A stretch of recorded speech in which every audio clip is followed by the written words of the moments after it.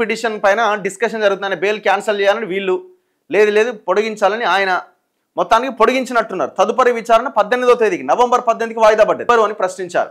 వీడు ముసలాడు మా మనోడు పడేసిండు, మా కొడుకు ఎత్తుకపోయిండు, కుక్క ఎత్తుకపోయింది, ఇవన్నీ సోది చెప్తున్నట. మొత్తం అంతా అందరి ఫోన్లు ట్యాప్ చేసి మొగుడు పిల్లలది, హీరోయిన్లది, హీరోలది మొత్తం అందరి ఫోన్లు ట్యాప్ చేయడానికి సహకరించి ఆడికి పోయి కోర్టు ముందు పోయి అది లేదు ఇది లేదని చెప్తున్నట. కోర్టు చెప్పింది నువ్వు ఆ మొబైల్ పాస్వర్డ్ ఏదైతే ఉందో వాళ్ళకి ఇవ్వాలి, ఆ సీసీ కెమెరా పర్యవేక్షణలో మొత్తం అన్నీ ఓపెన్ చేయాలని. ఒకవేళ కనుక అందులో డిలీట్ చేసినట్టు తేలితే నీ బెయిల్ రద్దు చేస్తామని ఒక జడ్జి, ఆ ద్విసభ్య ధర్మాసనంలో ఒక జడ్జి చెప్తున్నారు. మొత్తానికి నవంబర్ 18వ తేదీకి విచారణ వాయిదా పడ్డది. మరి ఆ లోపు ఏం జరుగుద్ది అన్నది చూడాలి. ఇది అంతరంగాల సీరియల్ లెక్కనే ఉన్నది.